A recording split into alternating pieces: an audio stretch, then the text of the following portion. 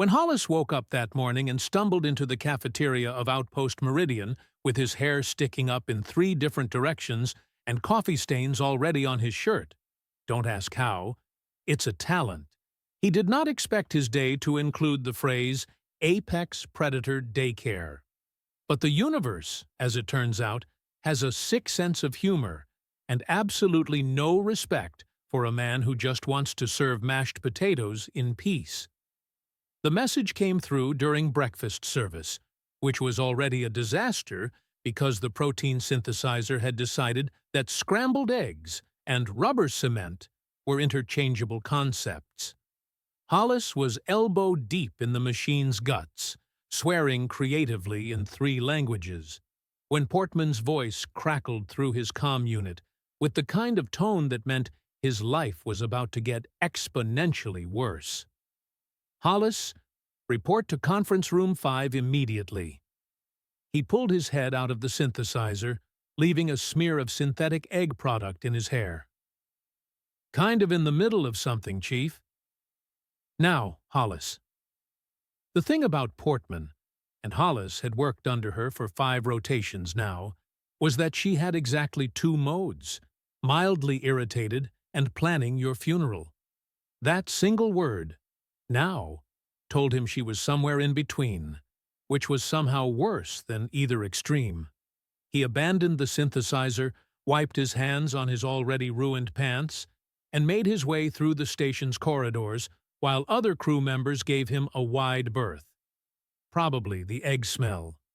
Definitely the egg smell. Conference room 5 was the fancy one, the one they used when important people visited, with actual chairs instead of benches and a viewport that showed the swirling nebula outside in shades of purple and gold that would have been pretty if Hollis wasn't walking into what was clearly an ambush. Portman stood at the head of the table, her arms crossed, her expression suggesting she'd been chewing on nails and found them unsatisfying. Next to her stood something that made every primitive instinct in Hollis's brain scream predator in large, flashing letters. Mulcahy was enormous. Not tallest person in the room enormous. Actually, might eat you enormous. The Carvel stood on 2 digitigrade legs, covered in deep crimson scales that caught the light like polished armor. His head was elongated, almost reptilian, with rows of teeth visible even when his mouth was closed.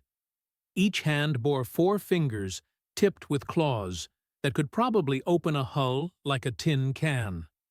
His eyes, golden and slitted, tracked Hollis's entrance with the focus of something that had spent millions of evolutionary years sitting at the top of the food chain. "Ah," Hollis said intelligently. "Hi." "Hollis," Portman said, her voice tight. "This is Ambassador Mulcahy of the Carvel Sovereignty. Ambassador, this is Hollis, our head nutritionist and cafeteria director." Head was generous. Only was more accurate. But Hollis nodded and tried to look professional despite the egg situation. Mulcahy's nostrils flared. He was probably smelling the disaster that was Hollis's morning. But he inclined his head with surprising grace. "Human Hollis, your reputation for feeding precedes you." That pause before feeding did not inspire confidence. Portman gestured to the chairs, though Mulcahy remained standing. Sitting probably felt too vulnerable for a species like his. The Carvel Sovereignty has recently achieved faster-than-light capability and has petitioned to join the Galactic Council. "Congratulations," Hollis offered, "because what else do you say?" "As part of the integration process," Portman continued, her jaw tight enough to crack walnuts, "there will be a cultural exchange program. 6 Carvel cubs will be stationed here for the next 8 weeks. Hollis blinked. "Cubs?" "Younglings," Mulcahy rumbled. His voice sounded like rocks grinding together in a cement mixer. "Ages 4 to 6 in your standard rotations. They require proper nourishment to maintain diplomatic relations between our species. Right. So, Hollis looked between them. You need me to… what, exactly? Feed them, Portman said flatly. 3 meals per day, plus supplements as needed. The ambassador has provided nutritional guidelines. She slid a datapad across the table. Hollis picked it up and scrolled through what appeared to be a dissertation, written by someone who really, really loved the word carnivorous. Raw meat. Fresh kills preferred. Protein content, minimum 85%. Bone marrow for calcium. The list went on, each item more aggressively predatory than the last. This is… Hollis squinted at one entry. This says, live prey for enrichment. We can provide frozen alternatives, Mulcahy said, like this was a generous concession. Though fresh kill is traditional. We're not killing things in my cafeteria. Our young must learn proper hunting behaviors. No, absolutely not. I serve food, not whatever that is. Mulcahy's eyes narrowed, which somehow made even more teeth visible. You refuse to provide adequate nutrition for Carvel young? Portman jumped in before Hollis could dig his grave any deeper. What Hollis means is that we'll work within station protocols while respecting your cultural needs, Ambassador. We have access to high-quality protein sources that should meet all dietary requirements. Should, Mulcahy repeated, tasting the word like it might bite back. The proper development of Carvel cubs is not a matter of should, Commander. It is a matter of survival. Our young are aggressive, territorial, and require specific nutrition to manage their predatory instincts. Improper feeding leads to improper development. Improper development leads to dangerous adults. Dangerous adults lead to… Got it, Hollis interrupted, because that sentence was clearly heading somewhere that ended with galactic incident. Raw meat, high protein, no soft prey nonsense. I can work with that. Mulcahy studied him for a long moment, those golden eyes unblinking. You understand that failure in this task reflects poorly on all humanity? The Galactic Council watches this exchange closely. Many species fear the Carvul. They call us monsters, conquerors, threats to peaceful space. These cubs represent our future. Prove we cannot raise our young properly among other species, and the Council will reject our petition. No pressure, then, Hollis muttered. Immense pressure, Mulcahy corrected, apparently unfamiliar with sarcasm. The cubs arrive in 6 hours. I will inspect your facilities beforehand. He moved toward the door with surprising silence for something his size, then paused. Human Hollis, I have eaten your kind before, during the border wars, before we knew you were sentient. You are adequately flavored. The door slid shut behind him. Hollis turned slowly to Portman. Did he just compliment you? Yes. She pressed her fingers to her temples. Look, I know this is insane. The Council's pushing this exchange program hard. Integration, understanding, peace through shared experience, all the usual political nonsense. But if those cubs so much as sneeze wrong, it'll spark an interstellar incident. The Carvul have 3,000 warships and a cultural philosophy that translates roughly to might makes right and we're the mightiest. So feed the murder babies. Don't screw it up. Simple. Hollis. I'm kidding. Mostly. He looked down at the datapad again, scrolling through pages of intimidating nutritional demands. This is actually doable. Protein synthesis is easy. We've got frozen stock from a dozen different species' dietary programs, and if they need raw meat they'll get. How hard can 6 kids be? Portman's expression suggested He'd just asked a question that gods trembled to contemplate. The cafeteria inspection went about as well as could be expected, which is to say, Mulcahy looked at everything like it might personally offend him. He examined the protein synthesizers with deep suspicion, sniffed the frozen storage units with his nostril slits flaring, and made a sound of profound disapproval at the vegetable garden that Hollis maintained in Hydroponics Bay 3. "Plants," Mulcahy said, the word dripping with disdain. "Some species eat them," Hollis replied cheerfully. "Crazy, I know. Carvel do not consume plant matter. We are obligate carnivores. Our digestive systems cannot process vegetation." "Right. Got the memo. Your cubs will get meat, and more meat. I'm thinking a rotation of protein sources to keep things interesting." Interesting is not required. Adequate is required.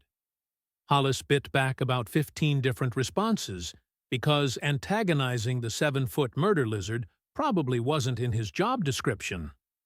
Probably. By the time the transport ship docked, Hollis had converted one section of the cafeteria into what he privately called the Predator Pit, separate from the main dining area, with reinforced tables bolted to the floor and walls that could be hosed down if things got messy, which, looking at the nutritional requirements, seemed inevitable. The cubs arrived in a chaos of sound and motion that made Hollis question every life choice that had led to this moment. Fix came first, all lean muscle and coiled aggression, his scales a deeper red than Mulcahy's. He immediately tried to bite the doorframe, decided it wasn't food, and moved on to investigating everything else with single-minded intensity. Mach 2 followed, slightly smaller but moving with eerie precision, her golden eyes cataloging threats and exits before she'd fully entered the room. She was the color of dried blood, her scales darker at the edges. Hrath and Uko entered together, practically vibrating with energy, shoving each other and growling in what might have been play or might have been actual murder attempts. It was hard to tell. Loptis slunk in low to the ground, all wariness and suspicion, her claws extended as she checked every corner. And finally, Ixil, who looked around the cafeteria with what might have been curiosity, or might have been hunger. Again, hard to tell with a species whose resting face included that many teeth. They were, objectively speaking, adorable. In the same way that baby sharks were adorable. Small, relatively harmless for the moment, and absolutely guaranteed to grow into something that could kill you without breaking a sweat. "Younglings," Mulcahy announced in that grinding rock's voice, "this is human Hollis. He will provide your nourishment during your stay. You will obey him as you would obey me." 6 pairs of golden eyes fixed on Hollis with varying degrees of interest and skepticism. Hollis said. "Hi, kids. Who's hungry?"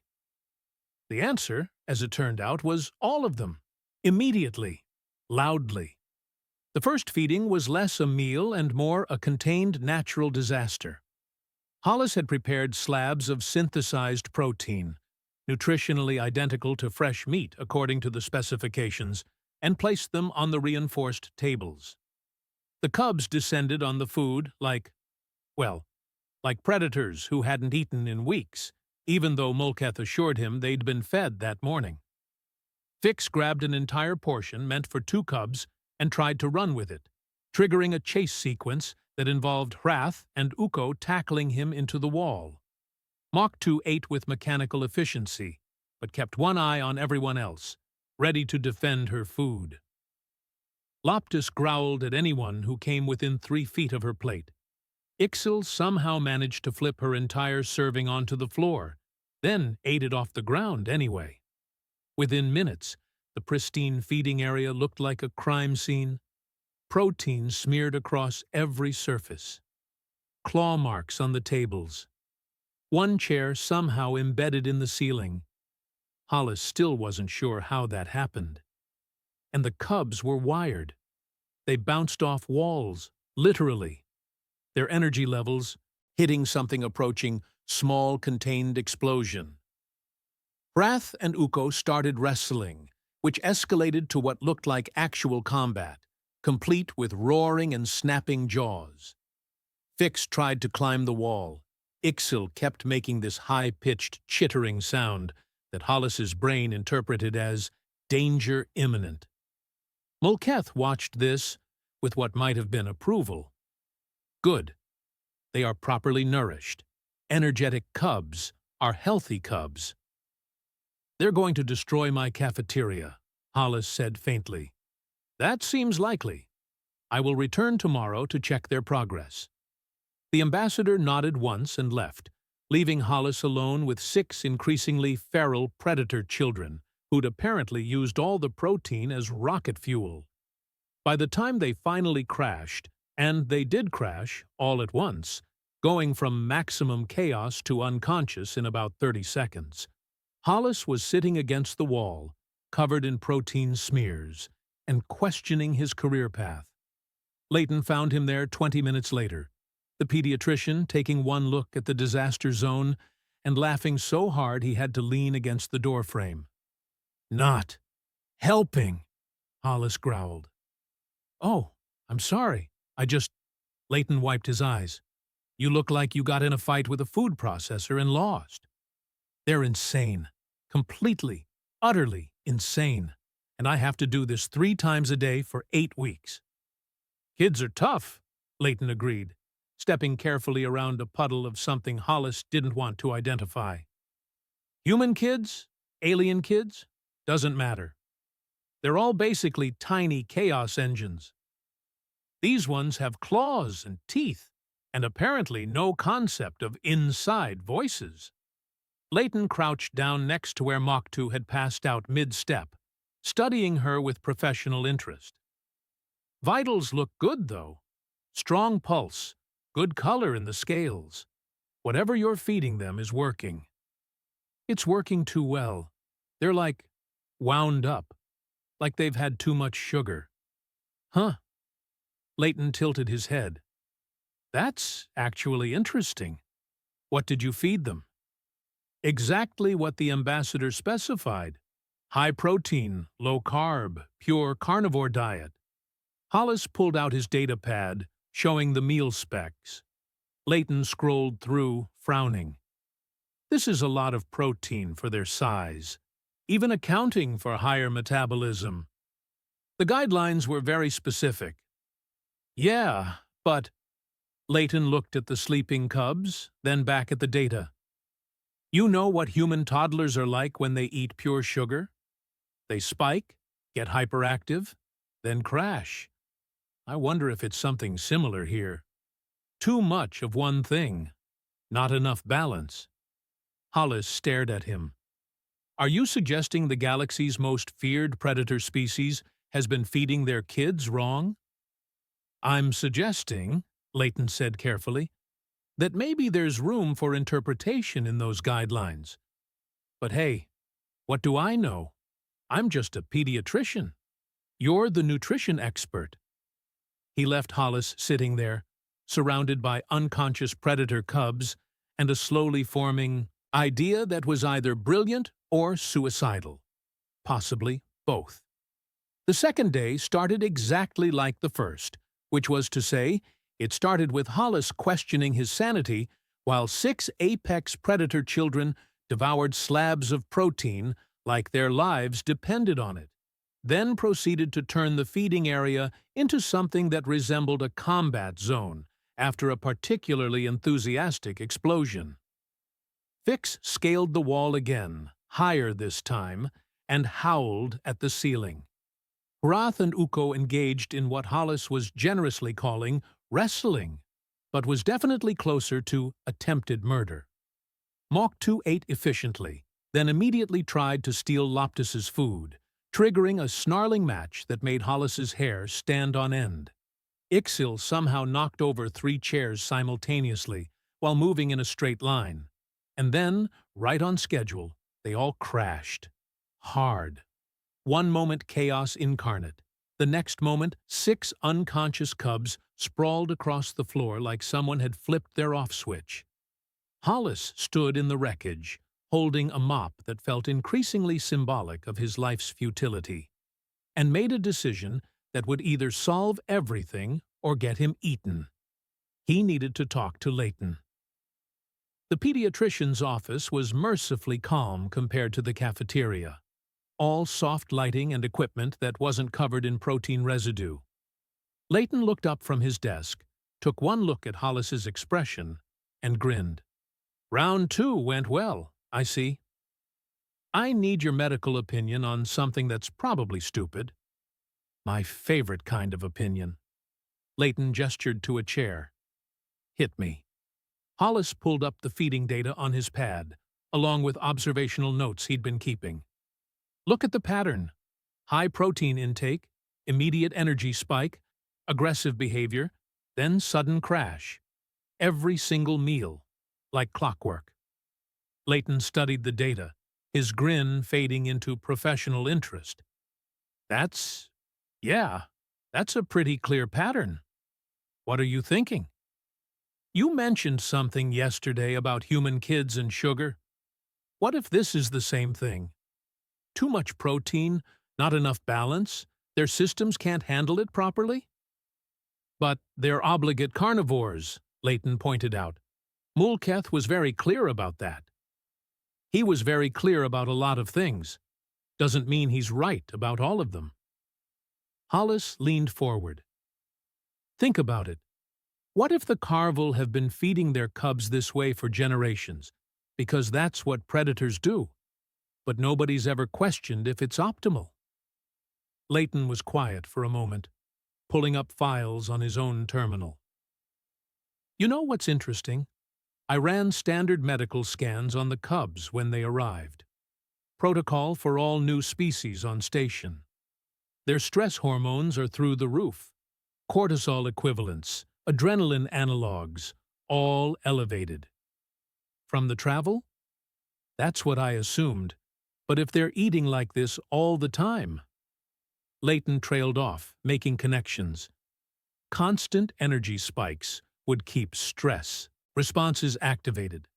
Fight or flight mode as a baseline. Which would explain the aggression, and the territorial behavior, and the crashes, complete exhaustion after sustained stress response. Leighton looked up, his eyes bright. "What are you proposing?" Hollis took a breath. "I want to try feeding them something different, something balanced. See if it changes the pattern." "Like what?" "Soup." Leighton blinked. "Soup. Hearty soup. Meat-based, plenty of protein, but also vegetables for vitamins and minerals. Carbohydrates for steady energy release instead of spikes. Real food, not just slabs of pure protein." "Hollis," Mulcahy said a lot of things, none of which included, "My species has this completely figured out, and there's no room for improvement." Hollis stood, pacing. "Look, the worst that happens is it doesn't work, and I go back to the original plan. Best case, we actually help these cubs.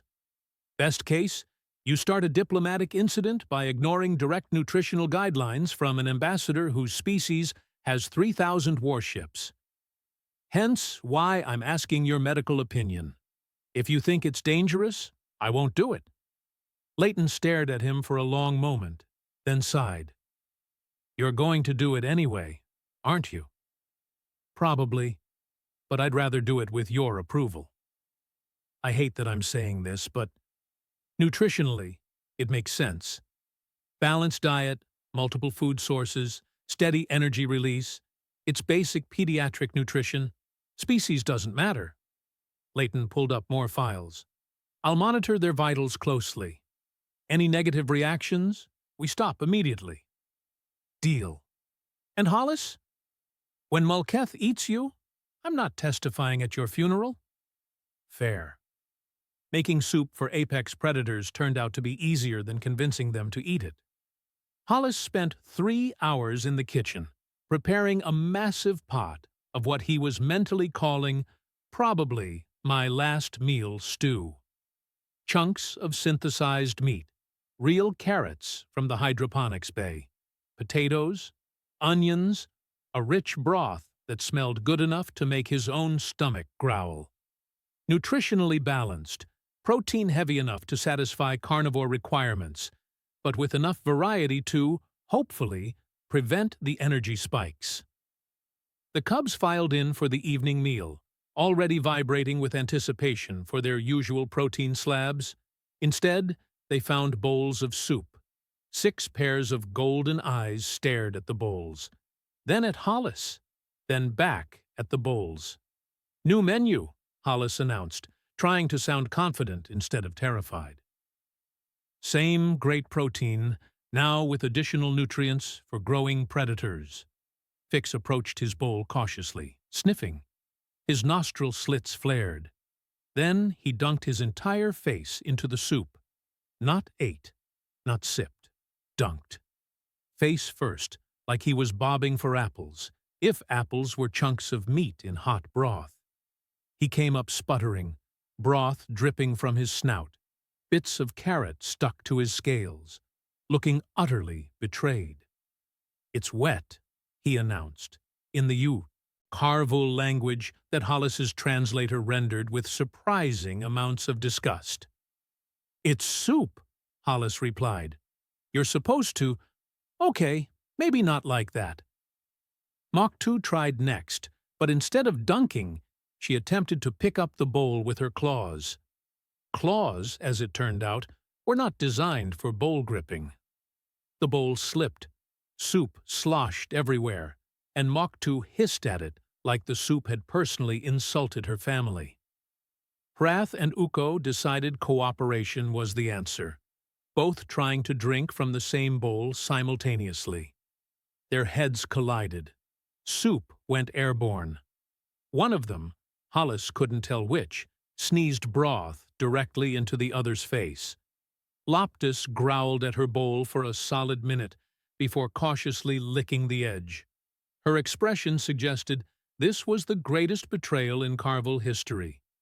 Ixil, showing more initiative than sense, tried to flip her bowl over to get at the contents more easily. This resulted in soup cascading down her front, pooling on the floor, and one very confused cub standing in a puddle of broth, wondering where her food went. "Spoons," Hollis said weakly. "Has anyone explained spoons to you?" 6 blank stares. Right. Obligate carnivores who ate with claws and teeth. Utensils were probably not part of their cultural heritage. He grabbed 6 spoons from the dispenser and demonstrated, scooping soup and bringing it to his mouth. "See? Spoon goes in soup. Soup goes in mouth. Simple." Fix grabbed a spoon in his clawed hand, studied it with deep suspicion, then tried to stab the soup. When this failed to produce results, he threw the spoon across the room. Not stabbing, scooping. Hollis retrieved the spoon, put it in Fix's hand, and guided the motion. Curve of the spoon holds the liquid. You bring it up slowly. Fix yanked the spoon upward at maximum speed. Soup launched into orbit, achieved escape velocity, and landed on Moktu's head. Moktu's response was immediate and violent. She grabbed her own spoon and flung soup back at Fix, who dodged, causing the soup to hit Hrath instead. Hrath retaliated. Ukko joined in. Within seconds, it was a full-scale soup war, with 6 cubs flinging broth at each other, while Hollis stood in the middle wondering if this was how his career ended. Drowned in flying soup while trying to teach table manners to predator children. "Stop!" he bellowed, using the voice he'd developed working in commercial kitchens where loud was a survival trait. 6 cubs froze mid-fling. "Soup," Hollis said slowly, "is not a weapon. Soup is food. Food goes in your mouth, not on your siblings." "But it's wet," Fix protested. broth still dripping from his snout. Food can be wet. Sometimes wet is good. Wet means flavor and nutrients, and, you know what? Just try actually tasting it before you use it as ammunition. Moktu, still covered in soup from multiple impacts, carefully lifted her spoon. This time, she managed to get it to her mouth without launching the contents into space. She swallowed. Her eyes widened. She took another spoonful, and another. "The orange thing is good," she announced, fishing out a piece of carrot. Hollis's brain short-circuited. You like the carrot?" "Crunchy. Sweet. Good." Moktu crunched another piece, then went back to the meat chunks with equal enthusiasm. One by one, the other cubs stopped treating soup like a hostile entity and started actually eating it. Hrath discovered he liked potatoes. Uko found that drinking directly from the bowl, while messy, was effective. Loptis ate everything in her bowl with methodical precision, then looked hopefully at Hollis for more. Ixil managed to wear more soup than she consumed, but the parts that made it into her mouth seemed acceptable. Even Fix, after complaining about everything being wet, soft, and not proper food, cleaned his bowl. And then something remarkable happened. They didn't crash. An hour after eating, the cubs were still active, but it was different. Calmer. They weren't bouncing off walls or trying to murder each other. Hrath and Uko were playing, actually playing, not fighting, batting a ball back and forth.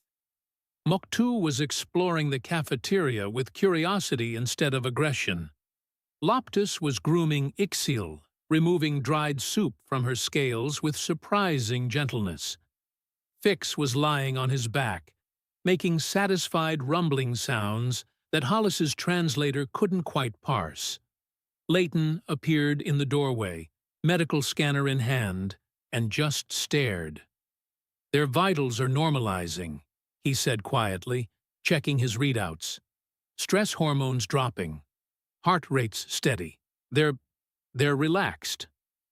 "They ate soup," Hollis replied, still not quite believing it himself. "Predator cubs ate vegetable soup and liked it. Mulketh is going to lose his mind." "Mulketh," said a grinding rock's voice from behind them, "is already here." Both humans turned to find the ambassador standing in the doorway, his golden eyes fixed on the scene before him. 6 cubs, covered in soup residue, playing peacefully in a space that wasn't destroyed.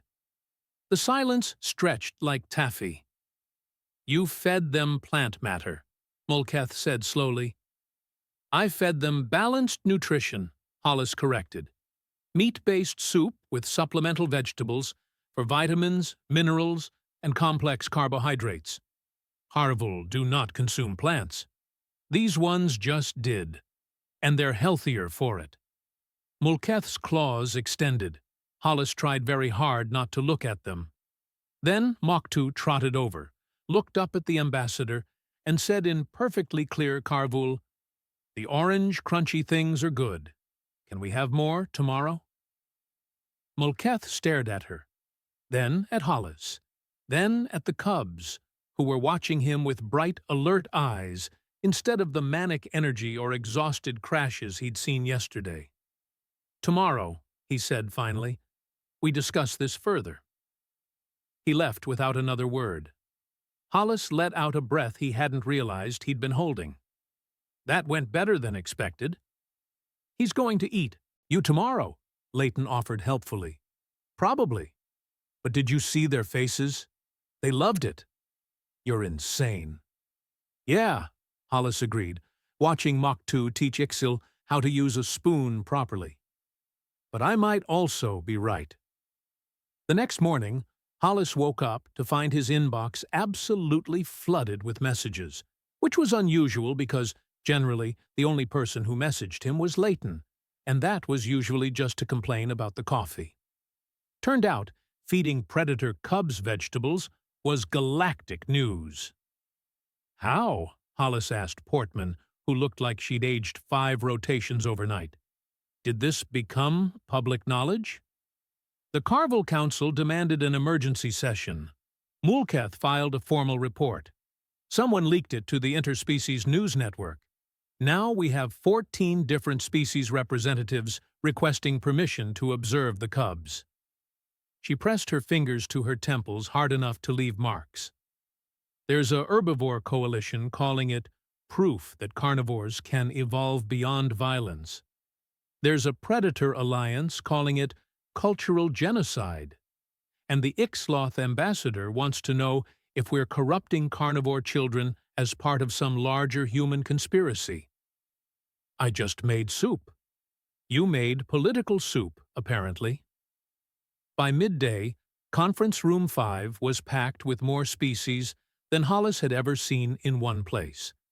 The Ixloth representative, a willowy being who looked like a walking plant, stood on one side of the room. The Hool delegate, all muscle and teeth and barely contained aggression, stood on the other. Between them, a dozen other species representatives murmured in their various languages, while Hollis stood at the front, feeling like he was on trial, which, technically, he was. This is unconscionable. The Hool delegate, his name was Oxthul, according to Hollis's translator, growled. His species looked like someone had taken a bear, made it bipedal, and given it a really bad attitude. Forcing carnivore young to consume plant matter? This is an insult to predator dignity across the galaxy. Nobody forced anything, Hollis interjected. I offered balanced nutrition. They chose to eat it. Because they don't know better. They're children. Exactly. They're children. And children need proper nutrition, not just tradition. The Ixloth representative, Felon, they called themselves, spoke with a voice like wind through leaves. We find this development fascinating. For generations, predator species have claimed biological necessity for their violent natures. Yet here we see carnivore young thriving on plant-based supplementation. Perhaps this suggests that aggression is learned, not innate. Oh, that's rich, Oxthul snarled. Your species has been preaching nonviolence for centuries, while hiding behind other species' protection. Easy to be peaceful when someone else handles your defense. Easy to be aggressive when you've never tried alternatives. Enough, Portman cut in, her voice sharp enough to cut hull plating. We're not here to debate philosophy. We're here to discuss the cubs' welfare. Mulcath, who'd been silent until now, stood. The room went quiet. I have observed the young for 3 feeding cycles under this new protocol, he said, his grinding voice somehow carrying authority that silenced all debate. I have consulted with Physician Layton regarding their medical status, and I have reviewed historical data on Carvel cub development. He paused, his golden eyes sweeping the room. The cubs are healthier than any generation in recent memory. The room erupted. Half the delegates started talking at once. The Hool delegation looked personally betrayed, and the Ixloth representative made a sound that might have been triumphant or might have been shocked. Hard to tell with a species that communicated partly through rustling. That's impossible, Oxthul protested. Predator young need pure protein for proper development. Our young, Mulcath interrupted, have historically shown high aggression, poor social bonding, and significant mortality in their first rotations of life. These 6 cubs demonstrate decreased stress responses, improved cooperation, and enhanced cognitive function. The physician's data supports this. Layton stepped forward, projecting his medical scans onto the room's main display. Stress hormones down 30%, sustained energy levels instead of spike crash patterns, improved digestion, better sleep cycles, and, most notably, social interaction patterns that suggest enhanced emotional regulation. You're saying vegetables made them less violent? Someone from the back asked. I'm saying balanced nutrition made them healthier, Leighton corrected. The violence wasn't biological necessity. It was poorly managed energy and stress. The Ixaloth delegation was practically vibrating with excitement. The Hool looked like they wanted to bite something. Everyone else seemed caught between fascination and horror. This could change everything, Felon said quietly. If predator aggression is partly nutritional. Don't, Mulketh warned. Do not extrapolate one successful feeding program into some universal truth about carnivore nature. We are what we are. But, perhaps... He paused, and Hollis could see the internal struggle playing out. Perhaps we have been what we are less effectively than we could be. The Council demands proof, Oxthul insisted. Not just medical data. Observable proof. Then observe, Portman said tiredly. We have nothing to hide. Which was how, 2 hours later, Hollis found himself conducting a feeding demonstration for what felt like half the galaxy's diplomatic corps. The cubs filed in, spotted the audience, and immediately went on alert. 6 pairs of predator eyes scanning for threats, bodies low, ready for fight or flight. Easy, Hollis said softly. They're just here to watch. Same as always, okay? Soup's ready. He ladled out 6 bowls. Today's recipe was a mushroom and barley soup with chunks of synthesized meat and actual vegetables from hydroponics. The cubs approached cautiously, aware of being watched. Fix sniffed his bowl, then looked at Hollis. The wet food? The wet food. With orange crunchy things? Different crunchy things today. These are mushrooms, and those round things are barley. Fix considered this, then picked up his spoon. Picked it up correctly, Hollis noted with pride, and carefully scooped soup into his mouth. He chewed thoughtfully. Good, he announced. Different good. Not orange good, but good. The other cubs followed suit. Moktu ate with her usual efficiency, but kept glancing at the observers. Brath and Uko managed to eat from their own bowls without incident, which was progress. Loptus tried the mushrooms, decided they were acceptable, and went searching for more. Ixal only spilled half her bowl this time, which was a personal record, and they used spoons. Actual spoons, like civilized beings. The observers watched in stunned silence as 6 apex predator cubs ate vegetable soup with table manners that, while not perfect, were definitely present. They're sharing, someone whispered. It was true. Brath had finished his barley, and Uko was pushing some from his own bowl toward his friend. Not fighting over food. Sharing it. This is unprecedented, Felon breathed. This is one meal, Oxthul countered, but he sounded less certain now. After eating, the cubs didn't crash. They didn't go feral. They just played. Built a tower out of serving containers. Showed off their spoon skills to each other. Moktu found a data pad and was scrolling through images with careful claw movements. Mulketh watched his species young acting like, well, young. Playful and curious instead of aggressive and territorial. And something shifted in his expression. How long? He asked Hollis quietly. Have we been feeding our cubs incorrectly? I don't know if incorrectly is the right word.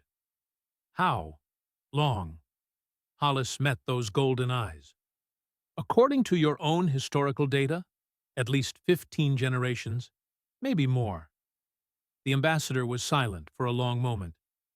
We wondered why our mortality rates were so high, why our young struggled.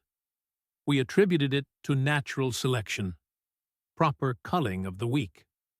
His voice dropped lower. We were starving them, slowly, while calling it tradition.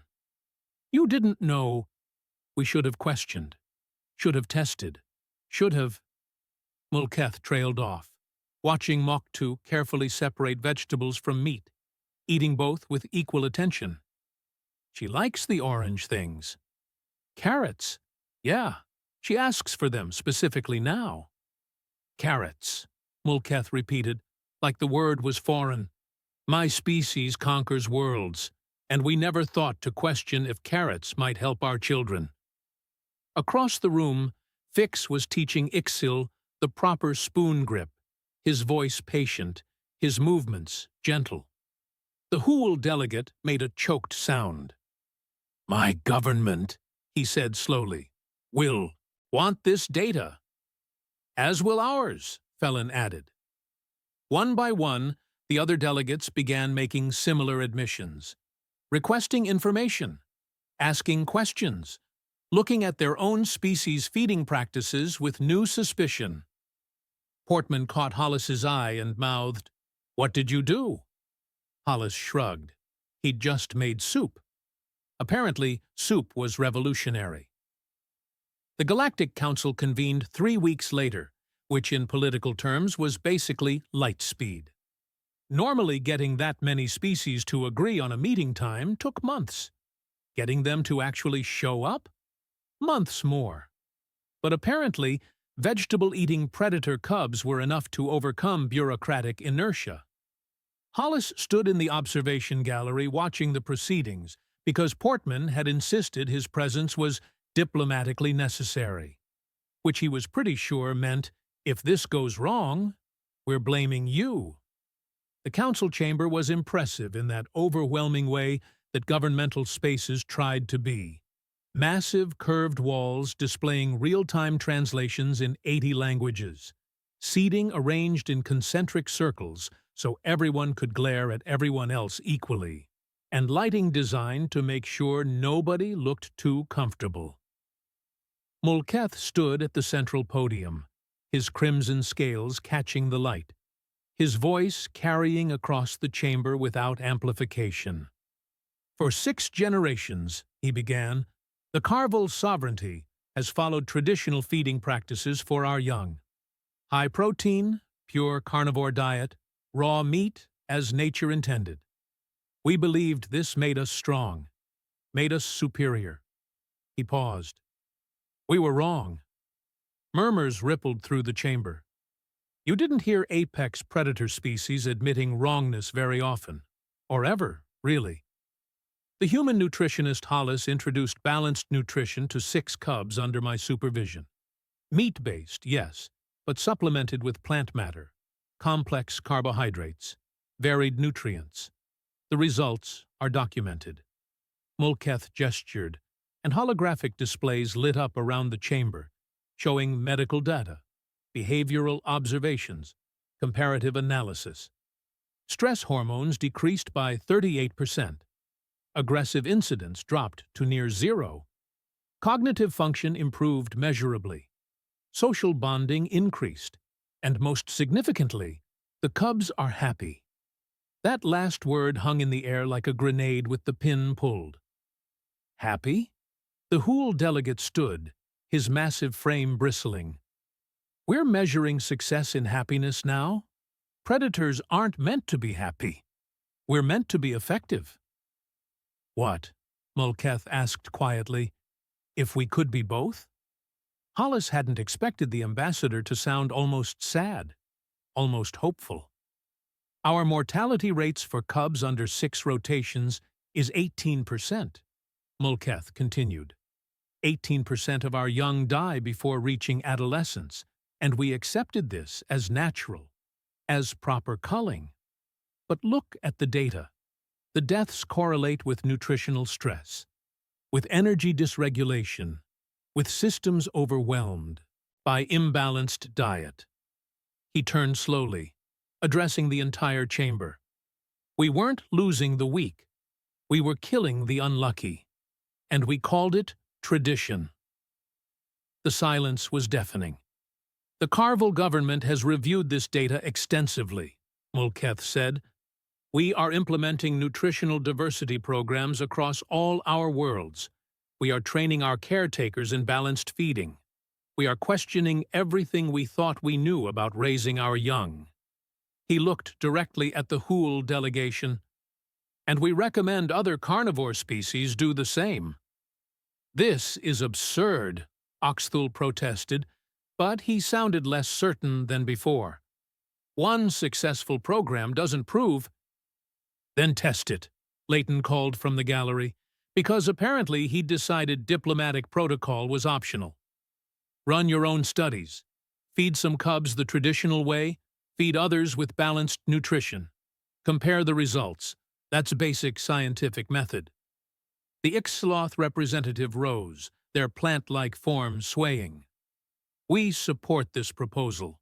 Too long have we accepted that carnivore aggression was immutable.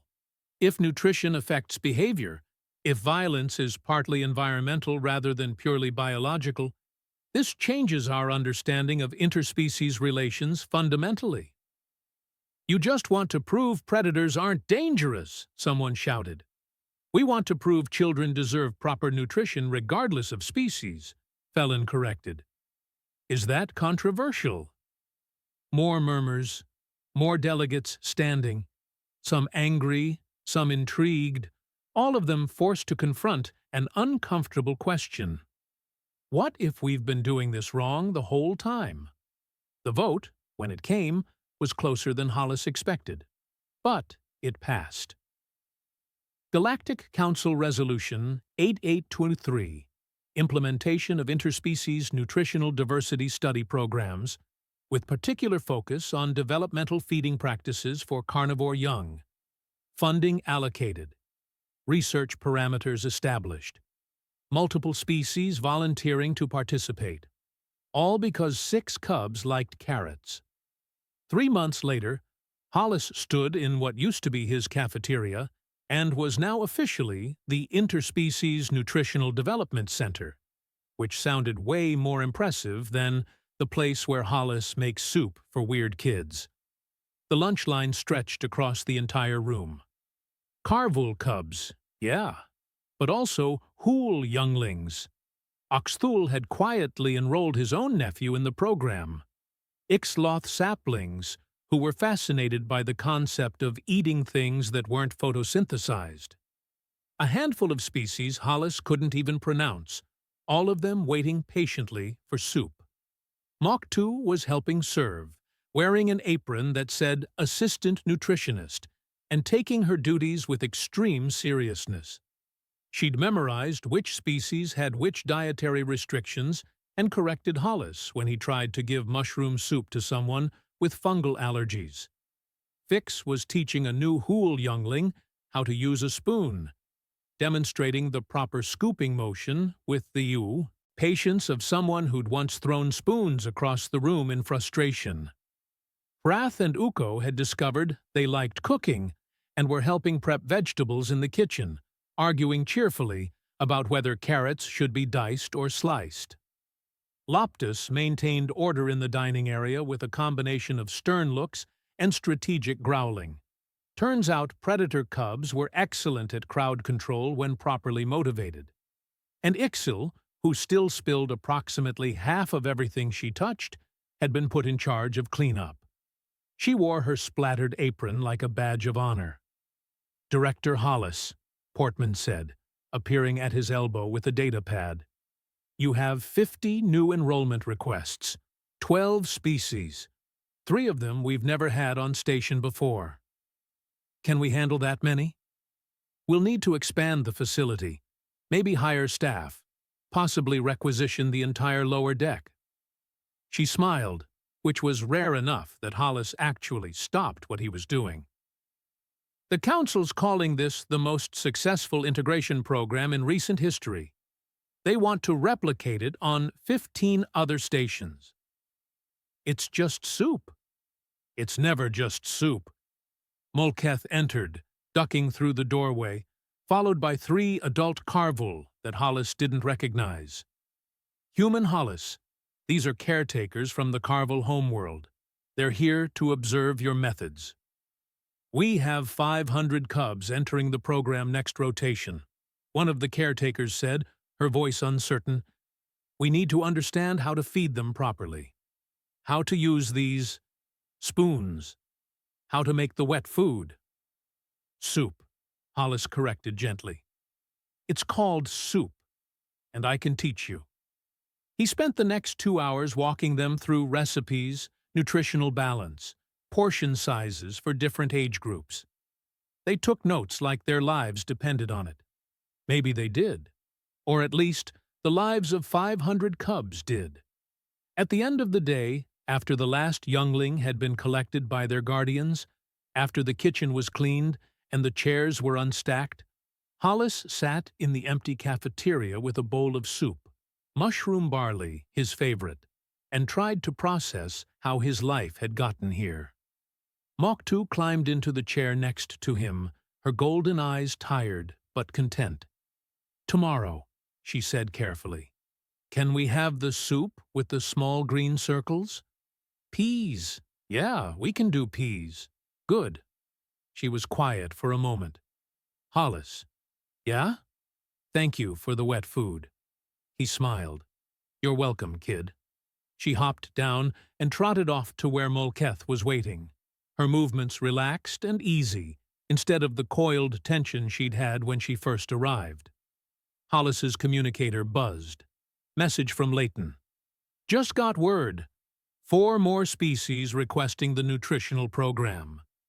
Also, you're trending on the interspecies news feeds. Something about the human who defeated violence with vegetables. Thought you should know you're famous." Famous? Right. He'd just wanted to run a quiet cafeteria.